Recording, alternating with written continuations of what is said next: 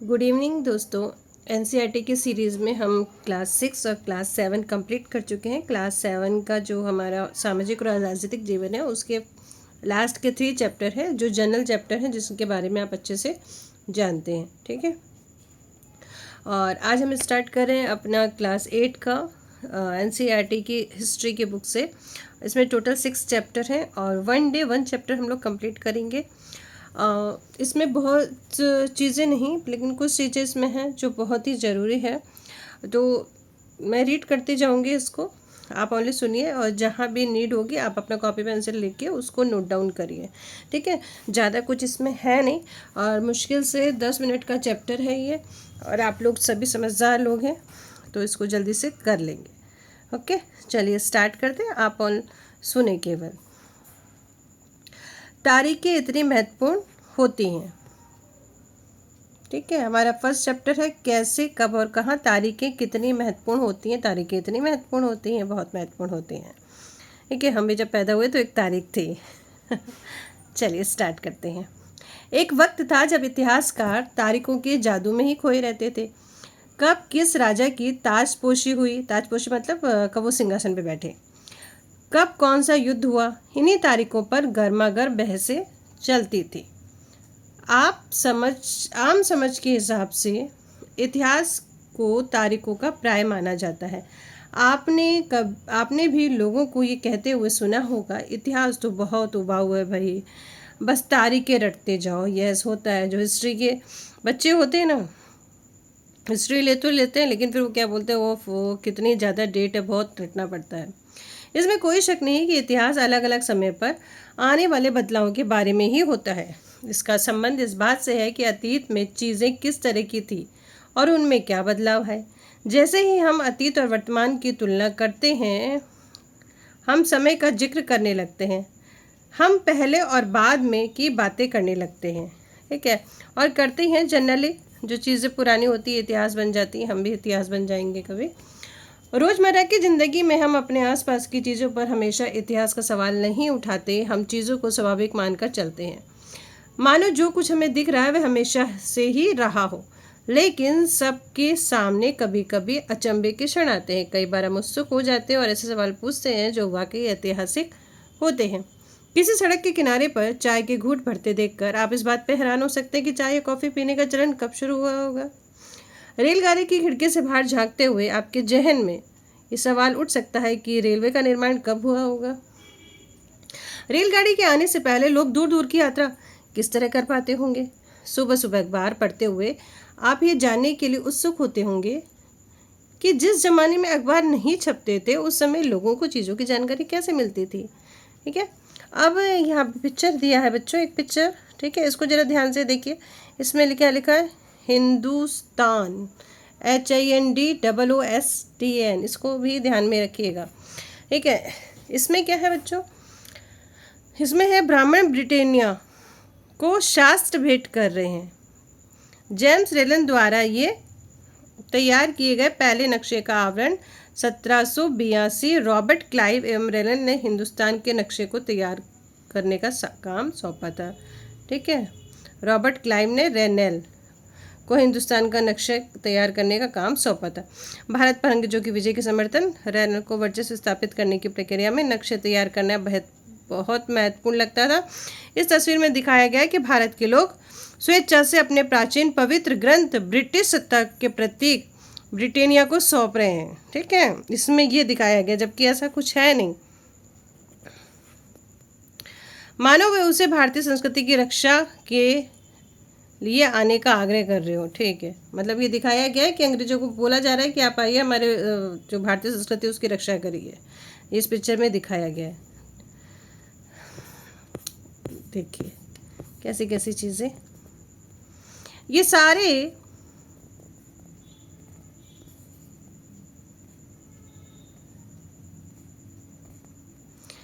ऐतिहासिक सवाल हमें समय के बारे में सोचने के लिए प्रेरित कर देते हैं।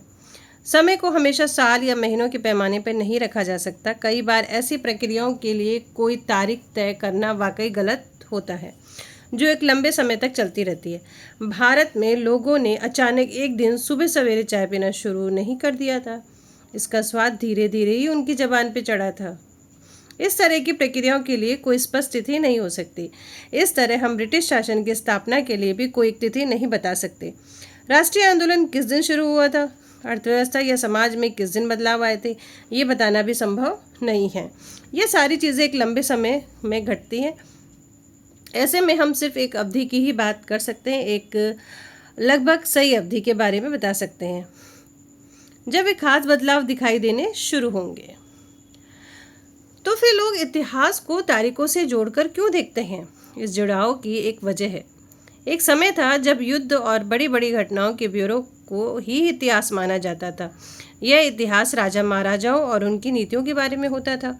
इतिहासकार ये लिखते हैं कि कौन से साल राजा को ताज पहनाया गया, किस साल उनका विवाह हुआ, किस साल उनके घर बच्चा पैदा हुआ, कौन से साल उन्होंने कौन सी लड़ाई लड़ी, वह कब मरा, और उसके बाद कब कौन सा शासक गद्दी पर बैठा। इस तरह की घटनाओं के लिए निश्चित तिथि बताई जा सकती है और इस तरह के इतिहास में तिथियों का महत्व बना रहता है।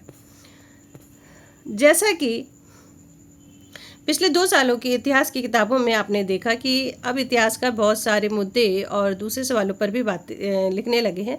वे इस बात पर ध्यान देते हैं कि लोग किस तरह अपनी रोजी रोटी चलाते थे, वे क्या पैदा करते थे, क्या खाते थे, शहर कैसे बने, बाजार किस तरह फैले, किस तरह रियासतें बनी, नए विचार पनपे और संस्कृति व समाज किस तरह बदले। फर्स्ट ऑफ ऑल ये देखिए, बच्चों की विज्ञापन है, ठीक है, इसमें लिखा है लिप्टॉन्स टी। तो देखिए विज्ञापन में भी एक व्यक्ति को घोड़े पे दिखाया गया और कुछ राजा जैसी पोशाक पहने हुए अंग्रेजों वाले। तो इसमें क्या लिखा है इसको देखते हैं हम लोग। पुराने विज्ञापनों से हमें ये समझने में मदद मिलती है कि नए उत्पादनों के लिए बाजार में किस तरह तैयार हुए और किस तरह नई रुचियां चलन में आई। 1922 में लिप्टन चाय के लिए तैयार किया गया विज्ञापन इस बात की ओर संकेत करता है कि दुनिया भर के शाही लोग यही चाय पीते हैं। इस तस्वीर में पीछे की तरफ एक भारतीय महल दिखाई दे रहा है, ये देखिए, ठीक है, ये भारतीय महल इसके पीछे दिखाई दे रहा है। जबकि अगले हिस्से में ब्रिटेन की रानी विक्टोरिया का तीसरा बेटा राजकुमार आर्थर घोड़े पर बैठा हुआ है। राजकुमार आर्थर ड्यूक ऑफ कॉटन की पदवी दी गई थी उसको। तो मतलब ये जो लिप्टन चाय केवल रईस लोग ही पी सकते हैं, ऐसा इस विज्ञापन के थ्रू बताया गया है। कौन सी तारीखें, ठीक है, कुछ तारीखों को महत्वपूर्ण मानने में पैमाना क्या होता है। हम जो तारीखें चुनते हैं, जिन तारीखों के इर्द गिर्द हम अतीत की कहानी बुनते हैं, वे अपने आप में एक महत्वपूर्ण नहीं होती। वे इसलिए महत्वपूर्ण हो जाती हैं क्योंकि हम कुछ खास घटनाओं को महत्वपूर्ण मानकर चलने लगते हैं। अगर अध्ययन का विषय बदल जाता है, अगर हम नए मुद्दों पर ध्यान देने लगते हैं, तो महत्वपूर्ण तारीखें भी बदल जाती है। एग्जाम्पल के तौर पे कह रहे हैं, भारत में ब्रिटिश इतिहासकारों ने इतिहास लिखे, उनमें हर एक गवर्नर जनरल का शासन महत्वपूर्ण रहा। ये इतिहास प्रथम गवर्नर कौन थे? भारत के वॉरेन हेस्टिंग के शासनकाल से शुरू होता है, इसको लिख लीजिएगा, और आखिरी वायसराय लॉर्ड माउंटबेटन के साथ खत्म होता है। अलग अलग अध्यायों में हम दूसरे governor general Hastings, Wellesley, Bentinck, Dalhousie, Canning, Lawrence, Lytton, Ripon, Curzon, Hardinge, Irwin के बारे में भी पढ़ते हैं। पहले भी पढ़ लिया और अभी आगे और पढ़ेंगे हम लोग, ठीक है। इस इतिहास में गवर्नर जनरलों और वायसरायों का कभी न खत्म होने वाला सिलसिला ही छाया रहा था। इतिहास की इन किताबों में सारी तारीखों का महत्व इन अधिकारियों, उनकी गतिविधियों, नीतियों, उपलब्धियों के आधार पर ही तय होता था। यह ऐसे था मानो इन लोगों के जीवन के बाहर कोई चीज़ ही नहीं थी जिसे जानना महत्वपूर्ण हो। इन लोगों के जीवन का क्रम ब्रिटिश भारत के इतिहास में अलग अलग अध्यायों का विषय बन जाता था। क्या हम इसी दौर के इतिहास को अलग ढंग से लिख नहीं सकते? गवर्नर जनरलों ने इतिहास के चौखटे में हम भारतीय समाज के विभिन्न समूह और वर्गों की गतिविधियों पर किस तरह ध्यान दे सकते हैं। देखिए, जब हम इतिहास या कोई कहानी सुनते हैं तो उसे टुकड़ों या अध्यायों में बांट देते हैं। हम ऐसा क्यों करते हैं? हम इसलिए ऐसा किया जाता है ताकि हर अध्याय में कुछ सामंजस्य रहे, हम इसको समझ सकें। इसका मकसद कहानी को इस तरह सामने लाना होता है कि हम उसे आसानी से समझ जाएं और याद रखें। इस प्रक्रिया में हम सिर्फ उस घटनाओं पर जोर देते हैं जो उस कहानी को पेश करने में मदद करती है। जो इतिहास गवर्नर जनरलों के जीवन के इर्द गिर्द चलता है, उसमें भारतीय गतिविधियाँ कोई मायने नहीं रखती, क्योंकि वो सिर्फ उन्हीं का चल रहा है। उनके लिए वहाँ कोई जगह नहीं है, यानी कि भारतीय लोगों के लिए कोई जगह नहीं है। तो फिर क्या किया जाए? जाहिर है हमें अपने इतिहास का एक अलग खाका बनाना पड़ेगा। इसका मतलब ये है कि अब तक जिन तिथियों को महत्व दिया जा रहा था वे महत्वपूर्ण नहीं रहेंगी, हमारे लिए नई तिथियाँ महत्वपूर्ण हो जाएंगी। हम अवधियाँ कैसे तय करें? ये बेटा इसको नोट कर लेना। 1817 में स्कॉटलैंड के अर्थशास्त्री और राजनीतिक दार्शनिक जेम्स मिल ने 3 विशाल खंडों में हिस्ट्री ऑफ ब्रिटिश इंडिया, यानी ब्रिटिश भारत का इतिहास नामक एक किताब लिखी। इस किताब में उन्होंने भारत के इतिहास को हिंदू, मुस्लिम और ब्रिटिश इन 3 कालखंडों में बांटा था। ये कौन सा कथन सत्य है, उसमें ये क्वेश्चन आया था, तो हो सकता है आ जाए, आप इसको देख लीजिए। कालखंडों के इस निर्धारण को ज़्यादातर लोगों ने मान भी लिया। क्या आपको भारतीय इतिहास को समझने में इस तरीके से कोई समस्या दिखाई देती है? अब आते हैं, इतिहास को हम अलग अलग कालखंडों में बांटने की कोशिश क्यों करते हैं? इसकी एक वजह है कि हम एक दौर की खासियत, उसके केंद्रीय तत्वों को पकड़ने की कोशिश करते हैं। इसलिए ऐसे शब्द महत्वपूर्ण हो जाते हैं जिनके सहारे हम समय को बांट सकते हैं। ये शब्द अतीत के बारे में हमारे विचारों को दर्शाते हैं। वे हमें बताते हैं कि एक अवधि से दूसरी अवधि के बीच आए बदलावों का क्या महत्व होता है। अब ये क्या है? मिल को लगता था, ये मिल यही है, जेम्स मिल, इनको क्या लगता था? सारी एशियाई समाज सभ्यता के मामले में यूरोप से पीछे है। ठीक है, इनको ऐसा लगता था। इतिहास में उनकी समझदारी ये थी कि भारत में अंग्रेजों के आने से पहले यहाँ हिंदू और मुसलमान तानाशाहों का ही राज चलता था। यहाँ चारों ओर केवल धार्मिक बैर, जातिगत बंधनों और अंधविश्वासों का ही बोलबाला था। ठीक है, अंग्रेजों के आने से पहले। मिल की राय में ब्रिटिश शासन भारत को सभ्यता की राह पर ले जा सकता है। ऐसा कौन सोचता था?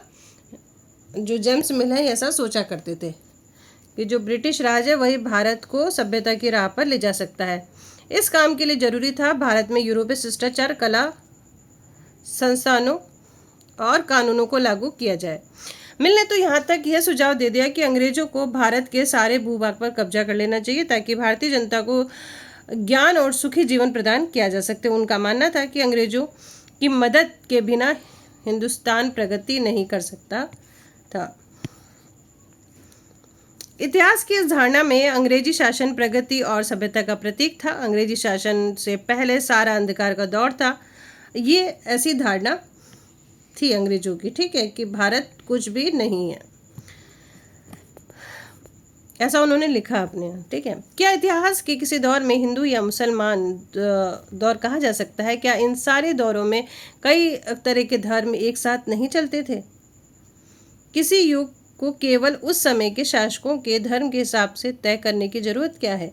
अगर हम ऐसा करते हैं तो इसका मतलब ये कहना चाहेंगे कि औरों के जीवन और तौर तरीकों का कोई महत्व नहीं होता। हमें ये याद रखना चाहिए, प्राचीन भारत में सारे शासकों का भी एक धर्म नहीं होता था। ठीक है, जो हमारे जो मुगल वगैरह थे और जो हिंदू राजा थे वो तो उनका कोई किसी का एक धर्म नहीं था।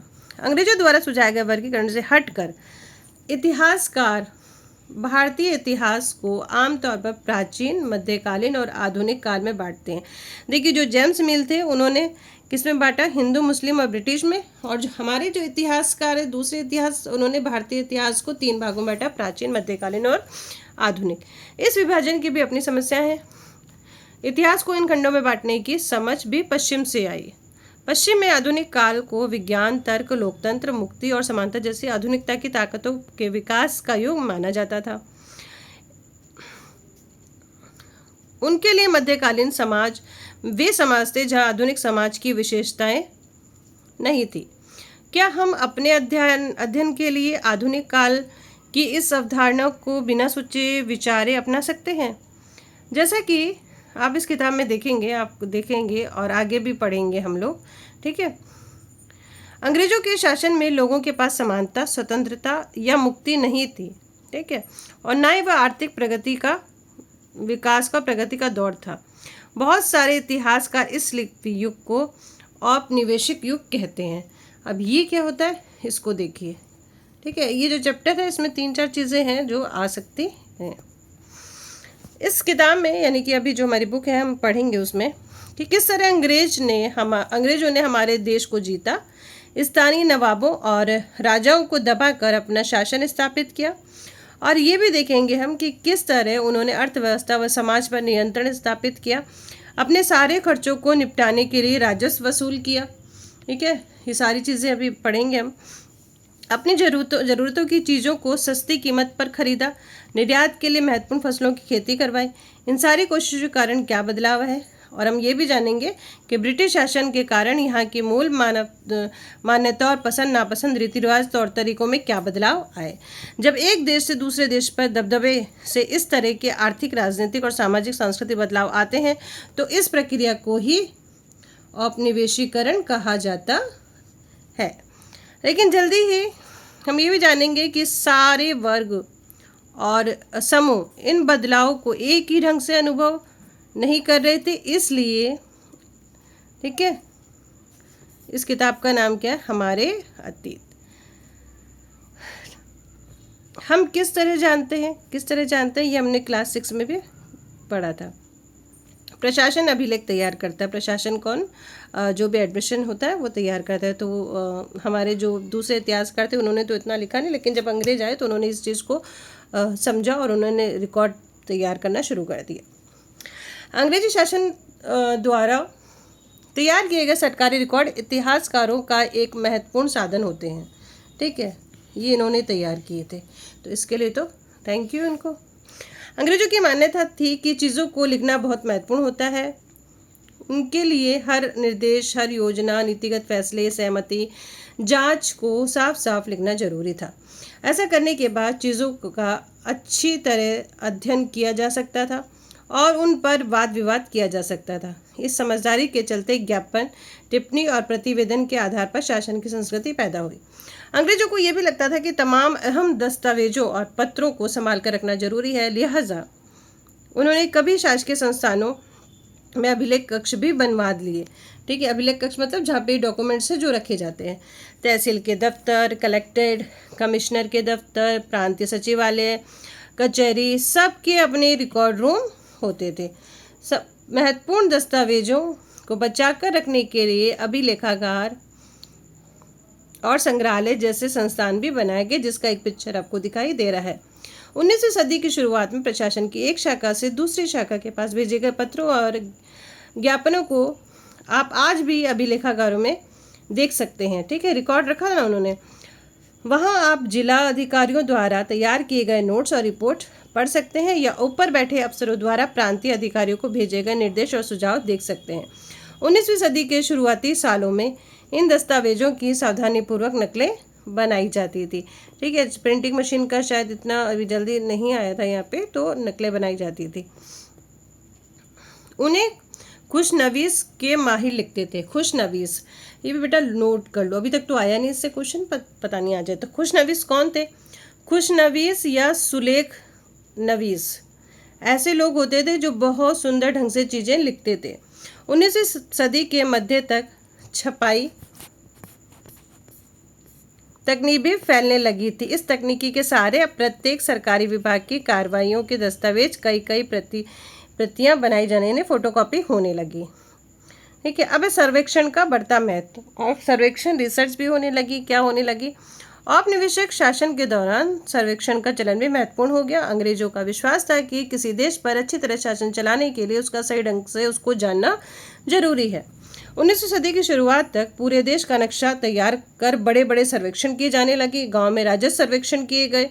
इन सर्वेक्षणों में धरती की सतह, मिट्टी की गुणवत्ता, वहां मिलने वाले पेड़ पौधे, जीव जंतुओं और स्थानीय इतिहासों व फसलों का पता लगाया जा सकता था। अंग्रेजों की राय में किसी इलाके का शासन चलाने के लिए इन सारी बातों को जानना जरूरी था। 19वीं सदी के आखिर से हर 10 साल में जनगणना भी की जाने लगी। ठीक है, ये जनगणना भी ना अंग्रेजों ने ही शुरू की थी, जो अभी भी होती है हर 10 साल में 19वीं सदी से। ठीक है, जनगणना के जरिए भारत के सभी प्रांतों में रहने वाले लोगों की संख्या, उनकी जाति, इलाके, व्यवसाय के बारे में जानकारी इकट्ठा की जाती थी। इसके अलावा वानस्पतिक सर्वेक्षण, प्राणी वैज्ञानिक सर्वेक्षण, पुरातत्व सर्वेक्षण, मानवीय सर्वेक्षण, वन सर्वेक्षण आदि कई दूसरे सर्वेक्षण भी किए जाते थे। पहले ऐसा नहीं होता था, लेकिन इनके आने के बाद पूरे देश का ही होने लगा। पहले हो सकता है कोई अपने अपने एरिया के करवा लेता होगा, जो जहाँ का राजा था। अधिकृत रिकॉर्ड से क्या पता नहीं चलता। ठीक है, रिकॉर्ड के इस विशाल भंडार से हम बहुत कुछ पता लगा सकते हैं, फिर भी इस बात को नज़रअंदाज नहीं किया जा सकता कि ये सारे सरकारी रिकॉर्ड हैं। इनसे हमें यही पता चलता है कि सरकारी अफसर क्या सोचते थे, उनकी दिलचस्पी किन चीज़ों में थी और बाद के लिए वे किन चीज़ों को बचाए रखना चाहते थे। इन रिकॉर्ड से हमें ये समझने में मदद नहीं मिलती कि देश के दूसरे लोग क्या महसूस करते थे और उनकी कार्रवाई की वजह क्या थी।